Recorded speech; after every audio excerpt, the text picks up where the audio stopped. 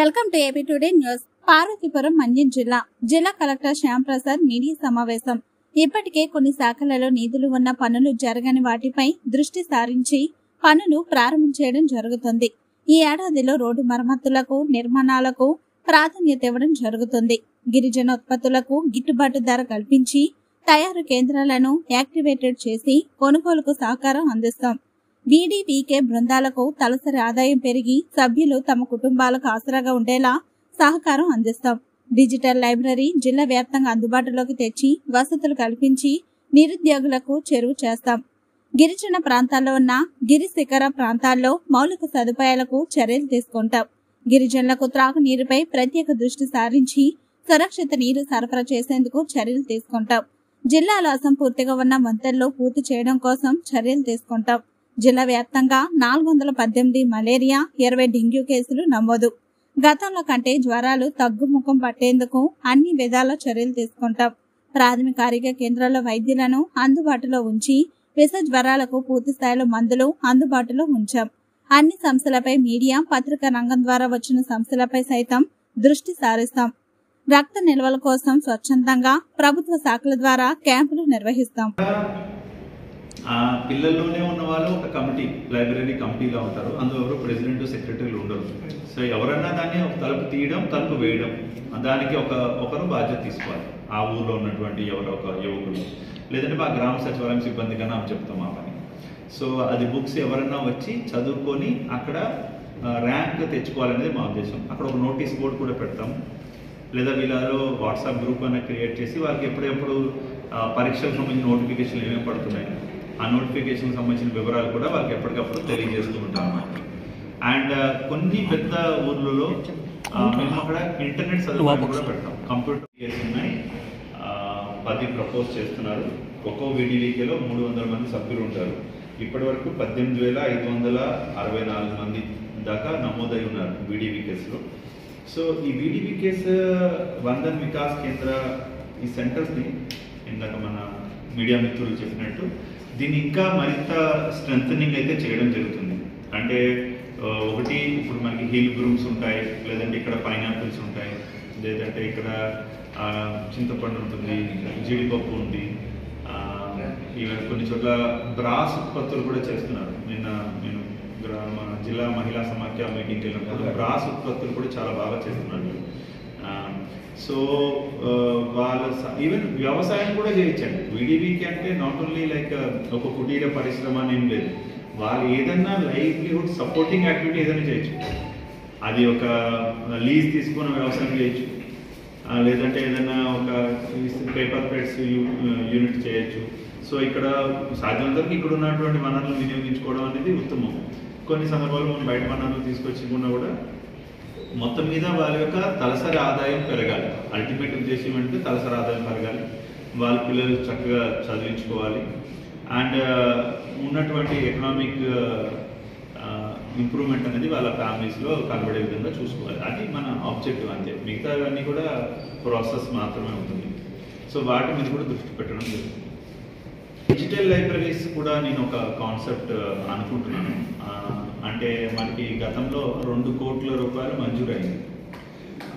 అంటే మన జిల్లా ఆస్పిరేషనల్ డిస్ట్రిక్ట్లో భాగంగా ఆస్పిరేషనల్ డిస్ట్రిక్ట్ ప్రోగ్రాంలో భాగంగా మనకి 2 కోట్లు మంజూరైంది. దాంట్లో మనం 1,64 లక్షల రూపాయల వరకు ఖర్చు పెట్టాం. ఇంచుమించుగా 168 గ్రామాలు, మేబీ పంచాయత్ సచివాలయం హెడ్ క్వార్టర్స్లో ఈ యొక్క డిజిటల్ లైబ్రరీ అనే కాన్సెప్ట్లో భాగంగా ఒక ర్యాక్ పెట్టి అందులో కాంపిటీషన్ ఎగ్జామ్స్ బుక్స్ పెట్టారు. అండ్ ఎవరన్నా వచ్చి ఆ పుస్తకాన్ని కొనుక్కొని చదువుకోవచ్చు. అంటే కొనుక్కుంటారు, తీసుకొని వెళ్ళి ఇంటి దగ్గర చదువుకోవచ్చు. సో దీన్ని కొంత అప్గ్రేడ్ చేసి, నా ఉద్దేశం ఏంటంటే లైబ్రరీస్ అంటే మేము ఈరోజు ఈ స్థితిలో ఉన్నామంటే కూడా చిన్నప్పుడు మా ఊర్లో నేను లైబ్రరీని ఎక్కువగా వాడుకున్నాను. ఎందుకంటే పుస్తకాలు కొనుక్కునే స్థితిలో కూడా లేవు. సో అప్పుడు మనం లైబ్రరీ మీద ఎక్కువగా డిపెండ్ అయ్యే అక్కడికి వెళ్ళి చదువుకొని ఆ యొక్క మోటివేషన్, అక్కడ ఉన్న 2-3 వారితో పరిచయం అయ్యి ఇలా మనం దాని మీద ఆధారపడే కాంపిటీషన్ ఎగ్జామ్స్ సాధించడం జరిగింది. సో లైబ్రరీస్ని కొంచెం బాగా వాడుకోవాలి. సో నా ఉద్దేశం ఏంటంటే, ఇప్పుడు నేను ఒక విలేజ్కి వెళ్ళాను. ఆ విలేజ్ పేరు ఏంటంటే బలిజపేటలో ఒక గ్రామానికి వెళ్ళాము. స్కూల్స్ వాళ్ళకి చెప్పాము, ప్రైమరీ స్కూల్స్ కూడా చెప్పడం జరిగింది. సర్కులర్ కూడా ఇచ్చేసాము ఆల్రెడీ. అంటే ఇక్కడ ఉన్న వాతావరణ పరిస్థితుల వల్ల కొంత దోమల అనేది ఉంటుంది. అంటే దోమలు ఈ లార్వా బ్రీడింగ్కి అనుకూలమైన వాతావరణం ఉంది. బట్ మన పరంగా కూడా ఏంటంటే ఈ దోమతెరలు గతంలో ఇచ్చినవి కూడా ఇంచుమించుగా పాడైపోయి 4 years క్రితం ఇచ్చారు. సో యాంటీ లార్వా ఆపరేషన్స్ అన్ని గ్రామాల్లో చేస్తున్నాం. IRS స్ప్రే ఆల్రెడీ ఒకసారి చేసేసాము, రెండో విడత కూడా ఆల్రెడీ స్టార్ట్ చేసాము ఇండోర్ రెసిడెన్సీ. అదేవిధంగా మనం యాంటీ లార్వా ఆపరేషన్స్ ప్రతి ఒక్క చోట కూడా చేస్తున్నాం. కొంత మనం ఏంటంటే ఈ యొక్క దోమలు రాకుండా కొంచెం మనం ఇంటి దగ్గర కొంత మెష్లు అవి పెట్టుకోవాలని చెప్తున్నాము. అండ్ దోమతలు కూడా ఉన్న వాటిని వినియోగించుకోవాలని చెప్తున్నాం. హాస్టల్స్ కూడా ఈ మెషెస్ కావాలని బ్యాంక్స్ని రిక్వెస్ట్ చేయడం జరిగింది. అది కూడా మెటీరియలైజ్ అయితే అది కూడా చేస్తాం మనం. సో ప్రస్తుతానికి అయితే మాత్రం డాక్టర్స్ అందరూ కూడా అందుబాటులో ఉండి, మెడిసిన్స్ కూడా మలేరియాకి సంబంధించిన మెడిసిన్స్ చాలా మటుకు CHCలోనే దొరుకుతుంటాయి. సో పారాక్విన్ మెడిసిన్స్ అన్నీ కూడా నేను PHC లెవెల్లోనే కొనిపించేసాము. ఈవెన్ MLHPs కూడా అవసరమైతే అవి కూడా ఇచ్చేస్తాం. అంటే నా ఉద్దేశం ఏంటంటే డీసెంట్రలైజ్ చేస్తాం. ఎక్కువ మెడికల్ ఆఫీసర్ లెవెల్లోనే పేషెంట్స్ ఆగిపోవాలి. సివియర్ కేసులు మాత్రమే ఏరియా హాస్పిటల్స్లో వచ్చేయాలి. ఏరియా హాస్పిటల్స్ మీద ఒత్తిడి ఎక్కువైపోతుంది.